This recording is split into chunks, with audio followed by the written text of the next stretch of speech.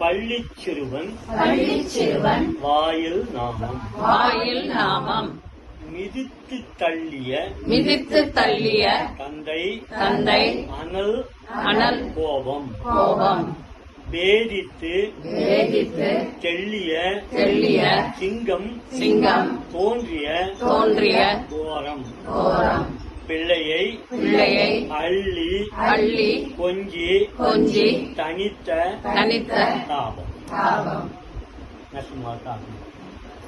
ஓடி வந்த பள்ளி சிறுவன் வாயில் நாமம் இழுத்து தள்ளிய தந்தையங்கள் கோபம் வேதித்து தள்ளிய சிங்கம் தோன்றிய கோரம் பிள்ளையை அள்ளி கொஞ்சி தனித்த தாபம் கோபமா.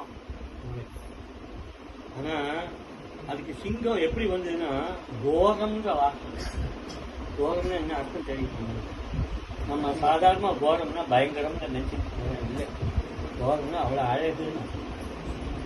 அகோரம்னா தான் வேற மாதிரி நமக்கு தெரியாமையே கோரம்னா பயங்கரம் இல்லை. கோரம்னா அவ்வளவு அழகா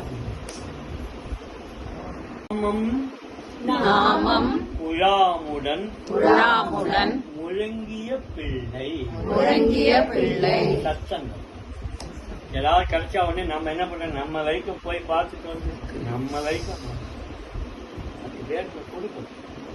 நாமும் குழாமுடன் முழங்கிய பிள்ளை நாமி எங்கென காய்ந்த தந்தையாம் சேர்த்து நாமம் சொல்ல அவனுக்கு அப்படி காயறது. அவனுக்கு ஏன்னா இது இப்படி பாடுபடுத்த நம்ம கிட்ட பறந்துட்டு அது தெரியாது. இது ஏன் வந்ததுங்கிறது தெரியாது.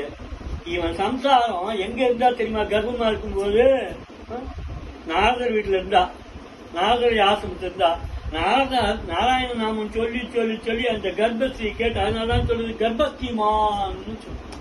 அதனாலதான் யாராவது குழந்தைகள் பிரெக்னெண்டா இருந்ததுன்னு சொன்னா அவ என்ன தியானம் பண்ணிருக்க பக்கத்துல போய் உட்கார்ந்து ராமநாமன் சொல்லிட்டு வா, நல்ல குழந்தை பிறகு. இப்ப சயின்ஸ் மூலமா அதை ப்ரூவ் கொண்டு வரான். பக்கத்துல வச்சு எல்லாம் என்னென்னமோ டீச்சிங் தான் பண்றான். டே இதை முதல்ல டீச் பண்ணா போதும், பாக்கியா அது தானே கத்துக்குவான். எங்குமுடன் என்று நம்பிய சிறு தனையன் நாமும் குழாமுடன் முழங்கிய பிள்ளை நாமி எங்கென காய்ந்த தந்தையாம் எங்குமுடன் என்று நம்பிய சிறு தனையன் ஓங்கி இல்லை என தட்டமுனிந்த தந்தை. இந்த இடத்துல பாருங்க ஒரு வேடிக்கை ஆச்சு. எல்லா அவதாரமும் எப்பயோ வந்ததுக்கு அப்பா அம்மாவோட எல்லாம் வந்தது.